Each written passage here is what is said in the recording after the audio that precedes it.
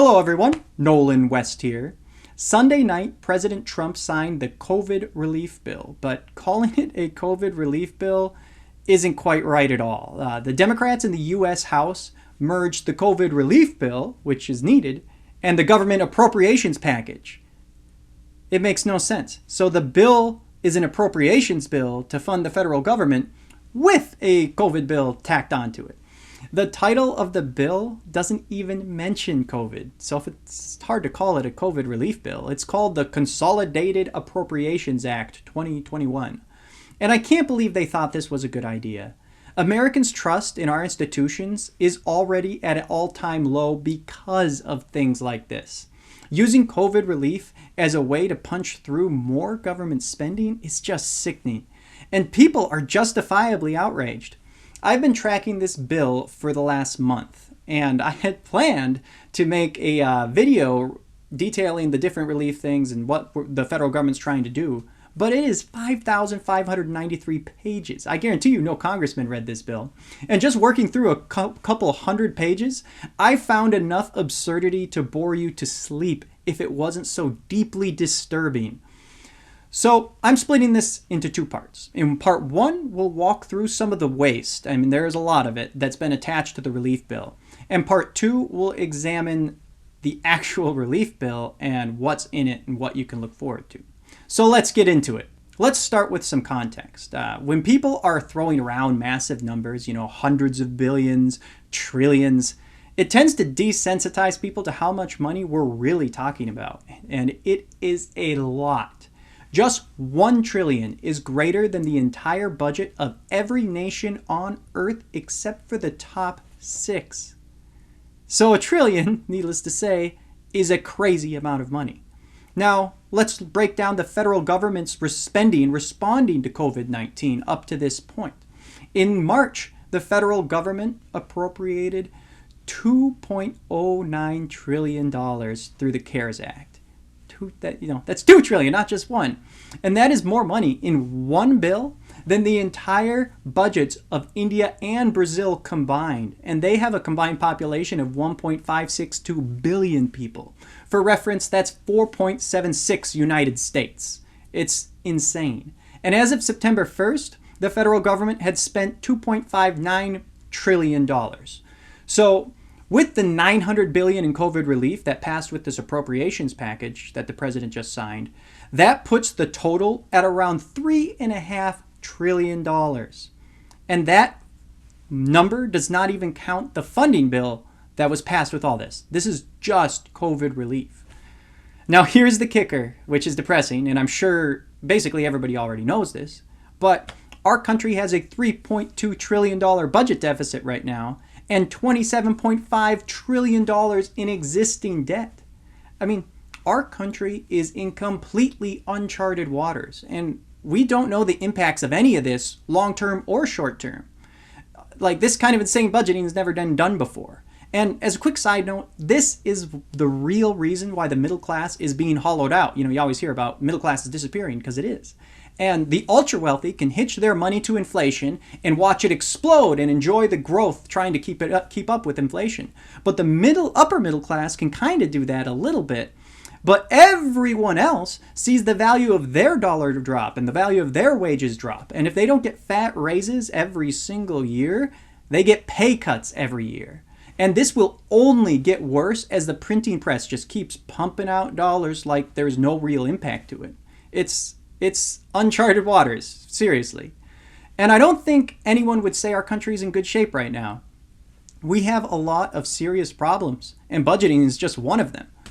We have massive unemployment, which is a lot worse when you look at the labor participation rate, and considering that's at almost all-time lows. And we're obviously dealing with a pandemic right now. And this begs the question, why are we sending so much money that we don't even have to other countries? I mean, let's have some common sense here. Take care of your own yard before helping your neighbors. I mean, you wouldn't trust your neighbor who has their yard a complete disaster to help you with their hedges. To me, this is a no-brainer issue, and it should easily appeal to people on the left and the right. And when I was going through this COVID relief bill, my jaw dropped multiple times. It's ridiculous. We are sending billions of dollars we don't have in a bill that's supposed to be about COVID relief to the following countries. And this isn't even an exhaustive list. It's just depressing. Egypt, Jordan, the Central African Republic, the Congo, Malawi, Cambodia, Laos, Tibet, Vietnam, Ukraine, Georgia, Venezuela, Colombia, Belize, Costa Rica, El Salvador, Guatemala, Honduras, Nicaragua, and Panama. And as soon as I finished that list, I ended up finding more. It's like we're giving money to most of the world. Now, there is more absurd waste, but I want to focus on the stuff that I think Republicans and Democrats can agree on. So let's just take a look at a few of these appropriations. We spend a lot of money in America on our military. In fact, we spend more than the next 10 nations combined. Yet, in the COVID relief bill, we send $1.3 billion to Egypt for them to build out their military. And on top of that, we also send them $125 million to support them economically while we're suffering at home. And $15 million of that money is used for scholarships for Egyptian students to attend college in Egypt. I assume Democrats would love to have some of that money here to provide free college for some people here, but it's going over there. And we're sending money to Pakistan, the nation that harbored Osama bin Laden for at least 5 years, and they get $15 million, and 10 of that is for gender programs. We are sending $461 million to Cambodia, $198 million to Bangladesh, $130 million to Nepal. And I'm sure there's some argument somebody can make for all of this, but putting it in a COVID relief bill is plain wrong. This certainly doesn't have anything to do with the will of the people as their representative, yet I am sure this practice will continue, sadly.